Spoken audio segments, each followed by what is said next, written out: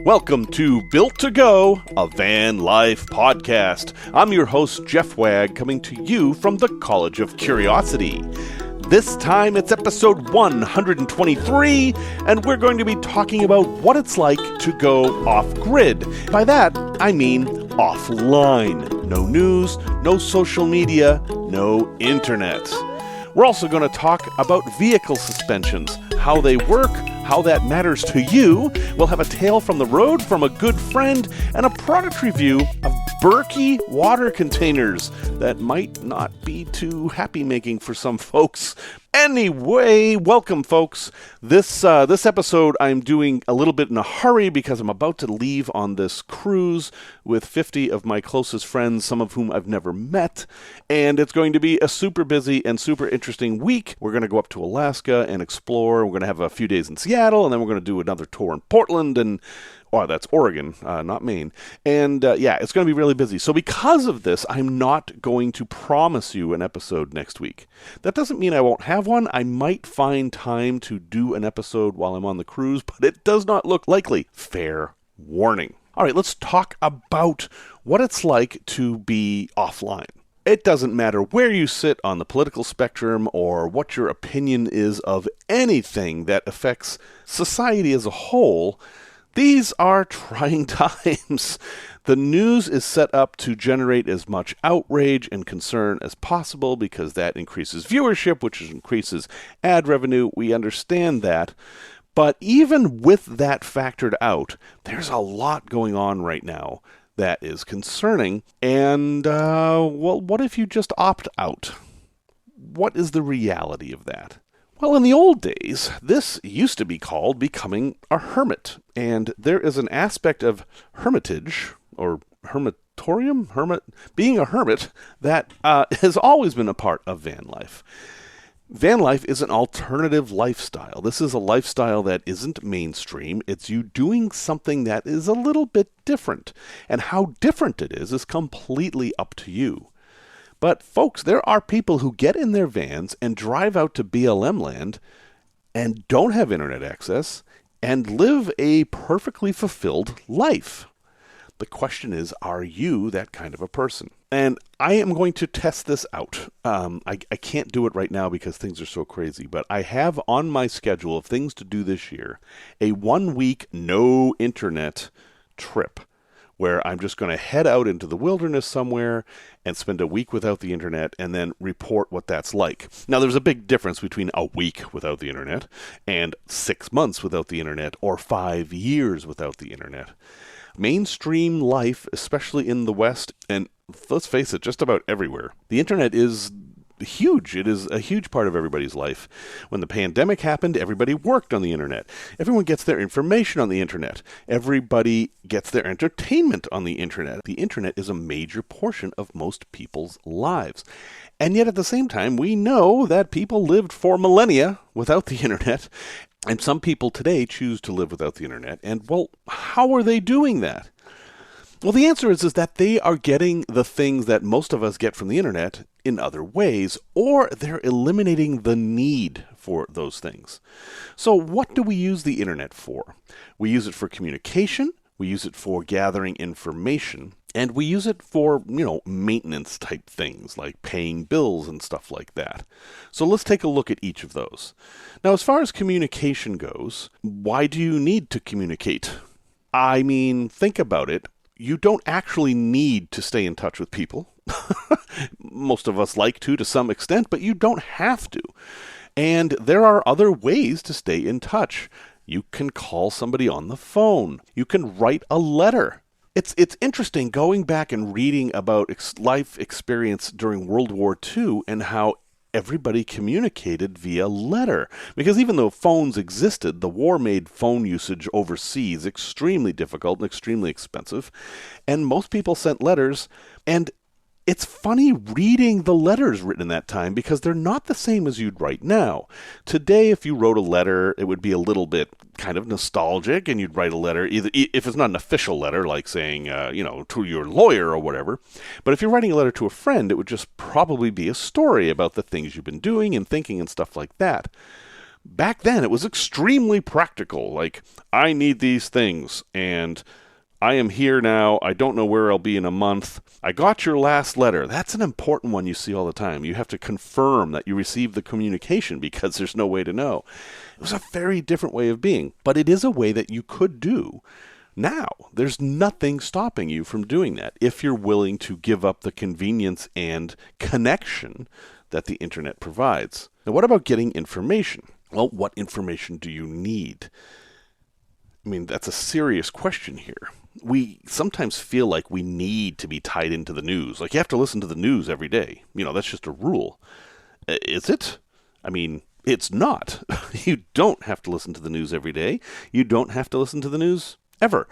That's completely an optional experience. And there are still things like newspapers. I mean, you could go into town once a week and stop by the library and read the newspaper. Yeah, that's an option. Or you could just listen to the radio for 5 minutes every day and catch the big things. Or you can just go without. Yes, we feel like there is some sort of virtue with being connected and understanding what's going on in the world today. I mean, all right, so today is May 3rd, 2022. There's a bunch of stuff in the world today. Some big news broke last night. There's a war on.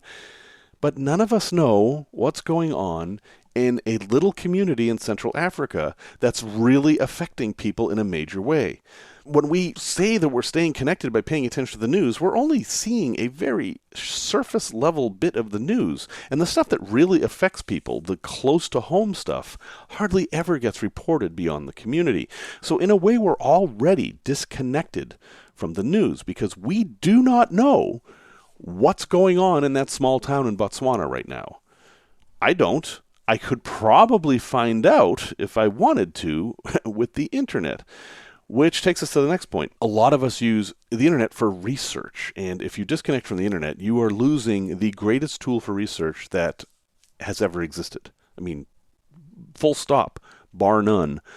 The internet is the closest we've come to the sum of all human knowledge. And cutting yourself off from that, well, that's a huge thing, at least for me. I mean, you can hear my bias coming out here. I would have a really hard time disconnecting from Wikipedia, for example. In fact, when I go on cruises where I know I'm not going to have internet access, which happens less often these days, I bring Wikipedia with me. I download Wikipedia because there have been so many times when I've been on these cruises and I've been like, what island is that? Why is that island there? Why is it called that? What is this animal? And I would naturally, in the normal world, go to Wikipedia to look these things up, and I can't. So, I find that extremely frustrating. But that's just me, and again, we're talking about making the conscious decision to have that experience. Now, there's a safety aspect to this too, and it's easily overcome. I mean, staying connected to people means that if you're in trouble, people know and can help you, and if you're not connected, well, they can't. So, is that something to be concerned about? Well, if it is, it's pretty easy to get one of those GPS devices for backcountry people that you can press a button for SOS. It would be basically a one-time expense with a monthly subscription fee, but it wouldn't alter your life. I mean, it wouldn't be giving you information. You could live as a quote-unquote hermit with one of these and still have that as a safety factor. So there's that approach as well. But I suspect, and I won't be able to test this out until I actually do it. The biggest change is going to be in how attention is focused locally rather than globally. I believe that if you disconnect from the internet for any period of time, your focus and your thoughts are going to be much more focused on your surroundings and your immediate community. I think you're going to pay a lot more attention to things like the weather, how things change over time, such as I'm noticing this kind of bird today, and I didn't notice this kind of bird 2 weeks ago, and things like that. And I think that could be kind of nice. So I hope this summer I get a chance to actually try this out and just live a week or 2 weeks with no internet at all and see how it changes my perspective. I think at the very least it would be a good, I hate to use this term, detoxification of noise and patterns. And I think maybe you might want to think about doing it too. And, you don't have to be in a van in the wilderness to do this. You can actually do it anywhere. But I think being in a van in a wilderness would put you in a new environment with this new approach, and that would possibly be the best way to change a perspective if that's what your goal was. Again, that's the thing about van life. You get to do what you want to do. And this may sound stupid to you, and great, you don't have to do this. But for some of us, part of the reason we head out there is to get away from normal life. And I have to admit, it has some appeal to me. So if you've had experiences with doing this, let me know. I would love to hear about them, and I will let you know what happens if I end up doing this too. But for now, I just throw this out there as an idea that you don't have to stay connected all the time. It's not required, and there are a lot of people who say it's not even healthy. Tech Talk.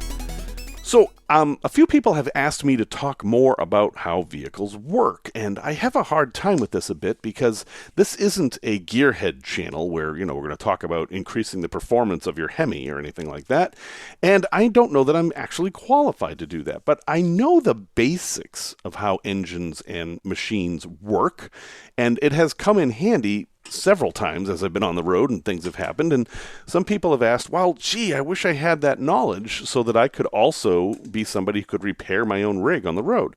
So I'm going to do a Tech Talk series here just talking about the basics of how different aspects of vehicles work, and you can skip past it if you want. I will not be offended. Heck, I won't even know. But if you're somebody who just really doesn't understand how all this stuff works, you open the hood and it's just this massive wires and little computers and things that smell bad, well, all right, this might help a bit. But today we're going to talk about suspensions. Now, first off, why is it called a suspension? I think anything you approach in a vehicle, it helps to start by figuring out why it's called what it is. Where did that name come from? Well, it's called a suspension because it literally means that you are suspended. And it goes way back to the days of wagons and carriages, where the earliest vehicles had a vehicle, which is basically a wooden box of some sort, and there were axles attached to that, which are just, there's a technical definition for them, but they're basically just things you put wheels on, and the wheels spin on them, or in some cases it's the axle that spins, but it's a spindle that you put wheels on. And they've often been made out of wood and metal and all that. In modern cars, they're totally different, but it doesn't matter. Stick with me here. Okay, now if you take a box and you put axles on that box and you put wheels on those axles and you go over a bump, all of that energy from that bump is going to go into you. And so a long time ago they realized that if they suspended the box over the axles and wheels, they could use springs of varying kinds to absorb some of that shock. It's basically, if you've ever watched Star Trek, it's an inertial dampener. It really is. It takes longer for the spring to react to the bump such that energy is dispersed, and when you go over that bump, you feel a slight jolt rather than this full force that is very uncomfortable. In fact, if you watch Westerns or whatever, you can see that their wagons are on big leaf springs, and that's actually a fairly comfortable ride. Now, leaf springs, which most modern vehicles actually still have, are springs that are made out of leaves of metal that are overlaid. And if you look under your vehicle in the back, you will see these long strips of metal attached to each other right over the wheel. Well, that's your leaf spring. That's your main suspension. And it's the same basic concept that goes all the way back to wagons. That hasn't changed much.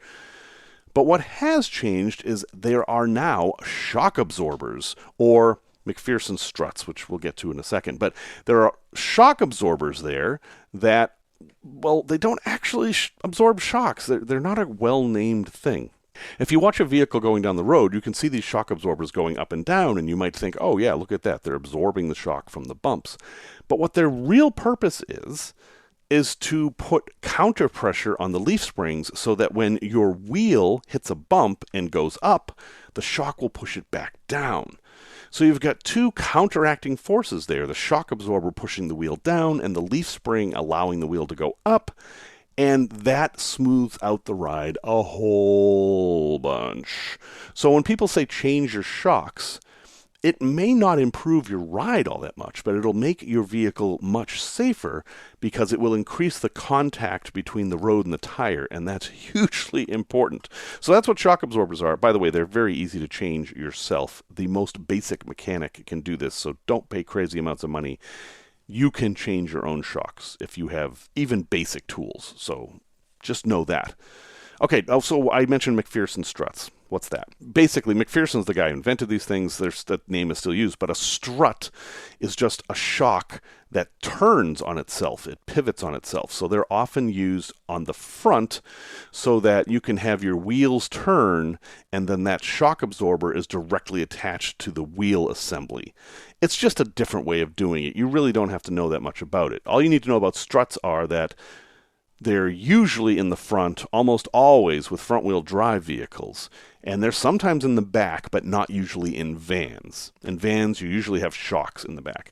Now, in the Tiki Bago, which is a 1972 Winnebago, that has shocks in the front and the back. The shocks are attached to the front axle. But many vehicles have what's called independent suspension, where there is no actual axle. The wheels are attached independently. One last thing about suspensions. In the old days, vehicles had a frame, and then there was a body built on it. So there'd be like this flat piece of metal. The engine and the wheels and all that would be attached to that. And then the body, the part that stores all your stuff and that has your seats in it and all that, would be a separate piece that sat on that. And so you could actually separate those two things and have your frame and your body be two different parts. Well, nowadays we use what's called unibody, and almost all modern vans are made this way, but not the old big American vans. They tended to still be frame on body, or body on frame as they call it. The difference between these is that, well, if your frame and your body are one piece of metal, that's what unibody means, how do you suspend it? How do you suspend the body? And the answer is that you don't. You just basically suspend the wheels. So only the wheels are suspended, not the whole body. So that is not going to be an issue for you. It really doesn't matter if you have body on frame or unibody. I just wanted you to be aware of the concept. Almost all vans now are unibody. The bad thing about unibody is that when you get into an accident, it's extremely hard to straighten things out so everything lines up the same, whereas body on frame, it was actually much easier. So, it's worth it though, because unibody is actually a safer design. So that's what we're going to do for the next few weeks, a little tech talk about something like that. We'll talk about alternators, we'll talk about water pumps, all those kind of things. And again, I'm not an expert, I'm not a mechanic, but I know a little bit. I know enough to actually have a conversation about these things, and maybe if you could get to that level, that would be useful for you too. Tales from the road. So my friend Hal, responding to my plea last week, asking for ideas, actually sent me an entire Tales from the Road segment. So thank you, Hal. And this theme may be similar if you listened last week. Hello, Jeff. Your most recent Tales from the Road about flying into Salt Lake City reminded me of a similar Tales from the Route, an air route that is. A few years ago, when I was still a lieutenant colonel on active duty in the U.S. Air Force, I was flying back from Washington, D.C. to Colorado Springs, where I live. Now, Colorado Springs is a city that is in what we call the Front Range, like Denver and Fort Collins, and as a result, we're fairly close to the mountains, the Rocky Mountains. As a result, there is an atmospheric phenomenon called a rotor, which means basically that as the air coming from the west spills over the mountains, it cascades down in kind of a swirling mass of gusts and wind that happens to be around 14 to 17,000 feet pretty much all the time. If you fly from the east to the west in the United States, when you cross the Rockies, you're likely to feel a few bumps. And if you're down around 14 to 17,000 feet, you may, depending on the day and the weather, feel a lot of bumps. Well, this particular day we were flying back was a spring day where there was a lot of active weather. The plane was completely full. And as we neared Colorado, we began to have quite a bit of turbulence from the gusty winds blowing from the west. Now, I hate turbulence. I really don't like it. But I'm not scared of it because, as a pilot once told me, it's only air. Intellectually, I know that airplanes are stressed for this kind of beating from moving air. But for lots of folks, especially on a crowded airplane, you can imagine that fairly violent, moderate to severe turbulence is a little unnerving. So we were beginning to our approach into Colorado Springs, and as we got lower, we hit that 17 to 14,000 rate, and the airplane really started to bounce around. I happened to have a window seat, and I saw as we approached the runway, we were still about 100 feet in the air, and we were left of center line on the runway, not your usual place to land. Just a few seconds later, the engine spun up and we went around, the pilot having declared what we call a missed approach due to the turbulence. He tried one more time after circling in that turbulent weather to shoot an approach into Colorado Springs, and here's where it got really interesting, because I found out later that on our approach, we had the biggest wind gust of the day at around 72 miles per hour. Now, what made this kind of odd was, I was the only guy in our group in uniform, an Air Force uniform, on an airplane in turbulence. And so I found many of my fellow passengers with looks of fear and concern on their face looking to me. I guess they were looking for reassurance, and I tried by gentle nods and thumbs up to indicate that even though I hated it, it wasn't a big deal. Our second approach was even worse than the first, and we veered off and ultimately ended up flying to Denver, where they have longer runways and are farther from the mountains. We landed there, rented a car, and drove to Colorado Springs. I guess because of my uniform, people assumed that anything involving aviation I'd be an expert in, and I did know enough to know that it wasn't really a problem. But at the same time, I hated bouncing up and down as much as we did. But I helped our fellow passengers at least remain some measure of calm as we approached in a 70-mile-an-hour gust. So there's a tale from the route, the air routes above Colorado, when a random lieutenant colonel in uniform tried to calm down a plane full of scared people. And if you hit turbulence like that yourself in the future, just remind yourself, it's only air. Thank you for that, Hal. Absolutely appreciate it. And for the record, Hal knows much more about this stuff than I do. Not the van life stuff necessarily, but he knows more about flying because he is a former professor at the Air Force Academy. He kind of lives in Aviation Central. So thanks again, Hal. I absolutely appreciate you doing that for me. Product review. Oh boy. Okay. So I'm going to do something that I don't like doing, but I'm going to do it anyway because that's how I is. So I'm going to review something I have never used. And I try not to do that, especially if it's a negative review. And I'm afraid this is going to be a negative review. And it's a negative review of something many of you love. And that is the Berkey water filter. If you browse Instagram or you look at all these fancy bills, you will often see this cylindrical metal thing sitting on counters. And that is the Berkey water filter.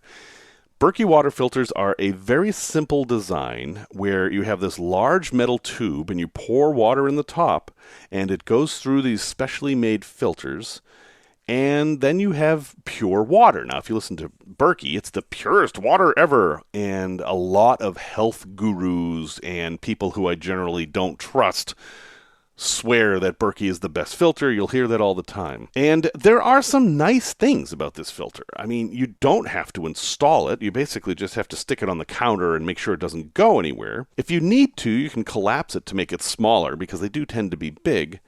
And it doesn't require any power or plumbing. So you can see the appeal for van life. And indeed, Foresty Forest has one. A lot of the well-known van life folks use these and swear by them and love them and say they're the best thing ever. And here I am, not ever having used one, about to say, no, they're not. And I'm going to just lay out my reasons. You, as always, should make your own decisions. So my first problem with Berkey filters is that they're huge. They take up an incredible amount of space. And they're named weird. Like the big Berkey, which is the one I see most often, is actually the second smallest one. I don't really understand their naming there. But there are much smaller ways to filter your water if that's a concern for you. All right, one strike against them. They are huge. They're also a bad, inefficient shape for van life. They're a cylinder, which kind of looks cool. I mean, I think they look nice sitting on the counter, but they're taking up a ton more space than they actually take up. If they were square, they would hold more water in the same amount of space. So that's not typically a van life value. We're trying to maximize our space usage, and Berkey fails there. Also, because of the way the filter works, it's a gravity filter. There has to be a lot of air in the system. So you pour water in the top, and it trickles down into the container at the bottom, and that's where you get your water. But more than half of that space is going to be just air. So again, it is really a space hog. Another problem with these things, and one of the biggest problems, is that they're crazy expensive. Now let's compare just for two brands. You've got the Berkey and you've got the old-fashioned Brita filters, right? The Brita that you can put in your refrigerator, and they make them for faucets too. Brita being probably the pioneer company in all this water filtration stuff. Well, they basically work the same. If you have a Brita filter in your fridge, it is also a gravity filter, and they're just using different kinds of filters. But look how much less space the Brita takes up. And what are your results? Well, this is where things get really interesting and problematic for me with the Berkey. The results from the Brita tests you can find online, and they're certified. They're certified by the NSF, they're certified by ANSI, they're public, they have been vetted by third-party organizations that are supposed to be bias-free, and yet Berkey won't submit to these same tests. So everything they say about their results is based on tests they've done, often long, long ago, and a lot of those tests can't be duplicated by anybody else. There's a big New York Times article about how they tried to reproduce these tests and weren't able to, although they admit that they didn't have the same conditions and things like that. But what they found was that their water was significantly more contaminated coming out of their Berkey than Berkey said it was from their tests. And their filters didn't last anywhere near as long as Berkey said they did. And Berkey filters cost like $160 just for the filters. Now, Berkey says you can clean these filters, which is an advertising thing, is that, hey, you don't have to replace them, you can clean them. And all you have to do to clean them is scrub them with like a Scotch-Brite sponge. But when you look at how they're made, I have to wonder how much cleaning that's going to do. A Berkey filter is a big piece of charcoal impregnated with an ion exchange resin, which is basically how water softeners work. And I can see why that would be effective, but I can't see how you could clean that necessarily.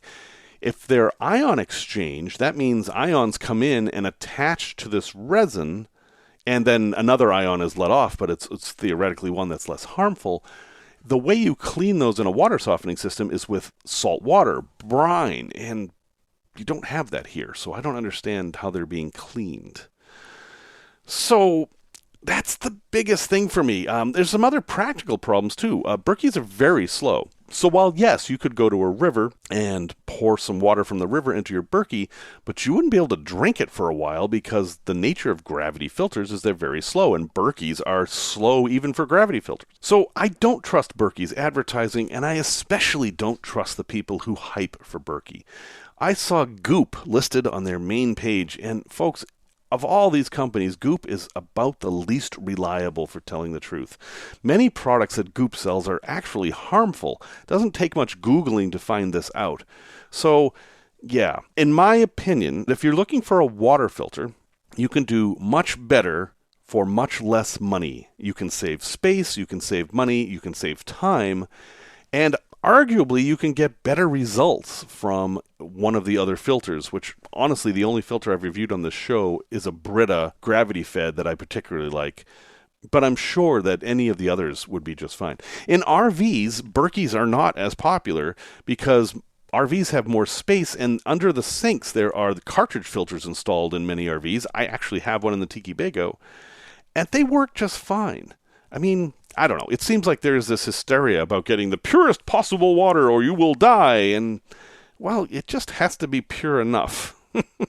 So overdoing water filtration doesn't make much sense to me to begin with. But I don't think a Berkey filter is the best way to go, despite what all the hype is. You may disagree. I'm okay with that. I can only present to you what I have found out there, and I think if you're on a budget, you definitely should be looking somewhere other than Berkey for your water filtration. A place to visit. So, many years ago, a friend of mine heard me say something bad about Texas. I believe what I said was, Texas is missing an S. And being from Texas and having lived there her whole life, she took some offense to this and said, "You don't know Texas." And I was like, well, all right, you're probably right. At that time, I hadn't traveled much in Texas. I had been there. And she said, I challenge you to hop in my car for a week and I will show you Texas. And she did. And you know what? She totally changed my opinion on Texas. Texas is a state of wonders. It is a diverse state. There's all kinds of different people there. It is very, very big.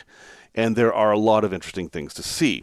Now, I do think Texas has a pride problem. I do not understand why Texas is so proud of itself. I don't get it. But aside from that, there are interesting things to see there. And one of them is, well, a bit unusual. It is the Dr. Pepper Museum in Waco, Texas.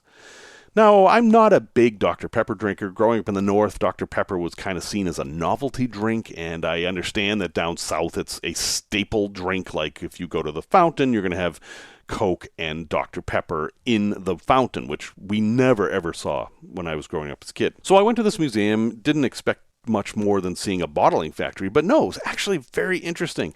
They had a whole history of the product, where it came from. It came from pharmacies, like many of these sodas did, and how there was this campaign where you were supposed to drink it several times a day, and they had a clock on their advertising, and they explained that, and it was 10 to 4. You were supposed to have a Dr. Pepper at 10 o'clock, 2 o'clock, and 4 o'clock. Pretty interesting. It was kind of seen as a nutritional supplement. But one of the most fascinating things to me was in the factory was the actual well that all the water came out of for all the Dr. Pepper in the whole world. Now, we've moved on from that now, but just seeing that basically they found a well and built a building around it and then built a soda factory around that, I thought that was pretty interesting.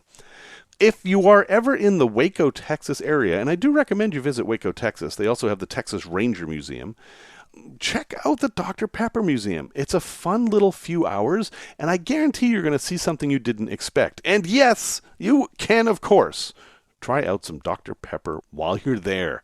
And even if you don't like Dr. Pepper, you kind of should do that just to be in the theme. Resource recommendation. A few weeks ago, I talked about the Merlin Bird ID app and how great it was, and I still love this thing. And I found a new feature in this that they added that I hadn't played with, and it's so good that I'm going to talk about it again. So, as I've said, we bought this land on the Illinois River, and there's all kinds of birds there, and a lot more birds than we see in Chicago. And, we just would kind of like to know what birds we're looking at. And so I pull out Merlin, and I'm doing its normal thing, like what were the main colors of the bird, what size was it, what time of day was it, what was it doing, all that. And it comes up with suggestions. And then I saw this thing called Sound ID. And I thought, oh, geez, I've played with that on so many other apps, it's never going to work. The idea is that the app will hear a bird singing and tell you what it is, and it sounds like a great thing, but it never worked. Until it did.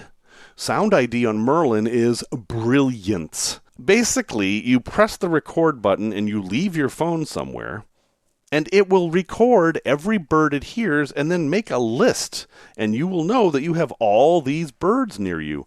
And if you watch the list in real time, as the bird's singing, their name on the list will highlight. So if you hear a Peter, Peter, Peter, Peter, Peter, you will look down and the list will have lit up on tufted titmouse because that's a bird that makes that sound. And it's amazing. You can then save this and you can basically have a list of all the birds that were near you that day. At least the birds that were making sound. Now, this is a new thing. It doesn't have every bird in the world in it, but we were able to find that we have rare species on our property, which isn't too surprising given that we're in a flyway on the river, and that was pretty exciting. And one of them it said that we had was a yellow warbler, which is a rare bird, and I thought, I wonder if this thing's just making a mistake. And then I saw one. A yellow warbler landed in the tree just in front of me, and I did the actual visual ID, and sure enough, it was there. So this is a lot of fun. Anytime you're camping and you hear birds, you can just press record on Sound ID, and you will have a list of all the birds where you are that you can save. And it's free. Yes, it's free. This is part of Cornell Labs at Cornell University. It's on Google and Apple. I used it on Apple. I imagine it's pretty much the same on Google. I love it. So check it out. Sound ID, part of the Merlin Bird ID app. If you like birds or you're just a little bit curious about them, you definitely want to have this app. Well, folks, thank you very much for listening to episode 123. As you're listening to this, there's a very good chance that I am traveling, and because of that, once again, there will probably be no episode in the first week of May, or the second week of May. I guess this is the first week of May. Silly me. Music, as always, is by Simon Ware. And until next time, remember the words of Will Cuppy. A hermit is simply a person to whom civilization has failed to adjust itself.